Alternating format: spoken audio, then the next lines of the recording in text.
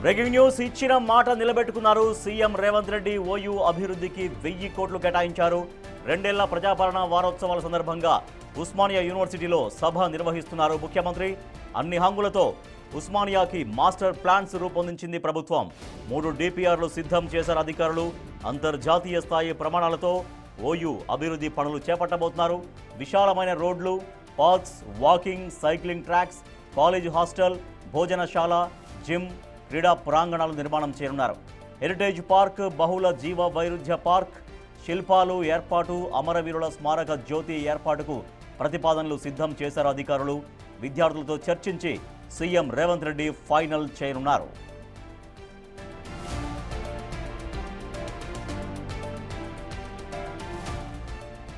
అంతర్జాతీయ స్థాయిలో చారిత్రక విశ్వవిద్యాలయంగా ఓయూను అభివృద్ధి చేయబోతున్నారు. మౌలిక వసతుల అభివృద్ధికి హామీ, భవనాల పునరుద్ధరణ, ల్యాబులు, హాస్టళ్ల మెరుగుదలపై చర్చించనున్నారు. బోధనా పోస్టుల భర్తీపై దృష్టి సారించి ఖాళీ పోస్టుల భర్తీలపై ప్రకటిస్తారు. విద్యార్థుల సమస్యల పరిష్కారం, స్కాలర్షిప్లు, ఫీజు రియంబర్స్మెంట్పై వేగవంతమైన చర్యలు తీసుకున్నారు.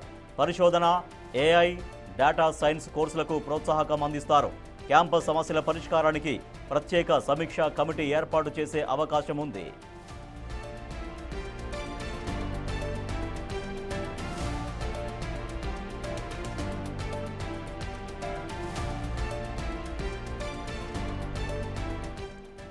గత ప్రభుత్వాలు ఉస్మానియా యూనివర్సిటీని అస్సలు పట్టించుకోలేదన్నారు కాంగ్రెస్ నేత దయాకర్.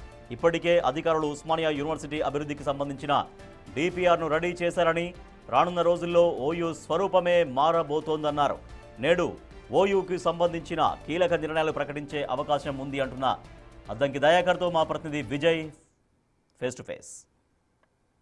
గత ఆగస్టు నెలలో ముఖ్యమంత్రి రేవంత్ రెడ్డి ఉస్మానియా విద్యార్థులకు ఇచ్చినటువంటి హామీ ఏదైతే ఉందో సుమారుగా 1000 కోట్ల రూపాయలతోటి ఉస్మానియా విశ్వవిద్యాలయాన్ని అభివృద్ధి చేస్తానని చెప్పేసి ఇచ్చినటువంటి మాట ఏదైతే ఉందో సో ఆ మాట నెరవేర్చుకునేటువంటి దిశగా అయితే అడుగులు పడుతున్నాయని చెప్పాలి. దీనికి సంబంధించి ఈరోజు మధ్యాహ్నం ముఖ్యమంత్రి రేవంత్ రెడ్డి ఉస్మానియా యూనివర్సిటీకి కూడా రానున్నారు. ఒక బహిరంగ సభ కూడా ఏర్పాటు చేశారు. దీనికి సంబంధించి అత్యధిక సంఖ్యలో విద్యార్థులు, అలాగే ఉద్యమ నాయకులు, అలాగే పార్టీ శ్రేణులు కూడా ప్రత్యేకంగా అయితే ఇందులో పాల్గొంటా ఉన్నారు. ప్రస్తుతం మనతో పాటు Congress party general secretary Chenagani Dayakar ఉన్నారు. మాట్లాడదాం. సో అన్న, ఎట్లా జరగబోతోంది ఈ బహిరంగ సభ? అలాగే ఇక్కడ ప్రధానంగా ఉస్మానియా విశ్వవిద్యాలయానికి సంబంధించినటువంటి మౌలిక సదుపాయాలు ఇంకా ఏం అవసరం ఉన్నాయి?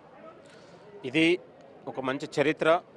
ఉస్మానియా యూనివర్సిటీ 100 ఏళ్ల ఓయూను భావితరాలకు ఒక నాణ్యత గల చదువుతో పాటు, ఒక మంచి పిల్లలకు అకామిడేషన్తో పాటు ప్రపంచ యూనివర్సిటీలకు పోటీ పడే విధంగా తయారు చేయాలనే ఆలోచనతో ముఖ్యమంత్రి రేవంత్ రెడ్డి గారు ఈరోజు ఉస్మానియా యూనివర్సిటీకి రెండోసారి రాబోతా ఉన్నారు. ముఖ్యమంత్రి గారి పర్యటనతోని ఉస్మానియా యూనివర్సిటీ అభివృద్ధి వేగవంతం కానుంది. 10 ఏళ్ల కిందట ఏదైతే బీఆర్ఎస్ హయాంలో నిర్లక్ష్యానికి, నిర్వీర్యానికి, నిధులు నియామకాలు లేక బోసిపోయిన ఉస్మానియా యూనివర్సిటీని మళ్ళొక పునర్నిర్మాణం చేసి పూర్వవైభవం తీసుకురావడానికి గౌరవ ముఖ్యమంత్రి రేవంత్ రెడ్డి గారు ఒక గొప్ప ఆలోచన చేశారు. కాబట్టి ఈరోజు ఇవాళ ఉస్మానియా యూనివర్సిటీకి వచ్చి ఇక్కడ ఉన్నటువంటి ఆల్రెడీ అధికారులు డిపిఆర్ సిద్ధం చేశారు, అభివృద్ధి కార్యక్రమాలను కూడా సిద్ధం చేశారు. దాన్ని ఈరోజు అనౌన్స్ చేయడంతో పాటు ఉస్మానియా యూనివర్సిటీ భావితరాలకు ఒక విద్యా, ఉపాధి, ఉద్యోగ అవకాశాల దిశగా ఉస్మానియా యూనివర్సిటీ ప్రయాణం కానుంది. రైట్. ఏ అభివృద్ధి కార్యక్రమాలకు ముఖ్యమంత్రి ఇవాళ శంకుస్థాపన చేయనున్నారు? ఇవాళ ఆల్రెడీ అధికారులకు గత 4 నెలల నుంచి మార్గనిర్దేశం చేశారు. ఆల్రెడీ రోడ్లు కావచ్చు, ఇక్కడ లైబ్రరీలు కావచ్చు, హాస్టల్ వసతులు కావచ్చు, ఇంకా ఉన్నటువంటి సైకిల్ ట్రాక్లు కావచ్చు, ఇంకా ఉన్నటువంటి అధునాతం ఉన్నటువంటి టెక్నాలజీతోని ఉస్మానియా యూనివర్సిటీ అభివృద్ధి కానుంది. కాబట్టి అధికారులు ఆల్రెడీ ఈ పనిలో అభివృద్ధి కార్యక్రమంలో ఒక ప్రణాళిక రూపొందించారు. ముఖ్యమంత్రి గారికి కూడా వివరించారు. ముఖ్యమంత్రి గారు ఈరోజు ఒక మంచి ఆలోచనతోనే అనౌన్స్ చేయబోతా ఉన్నారు.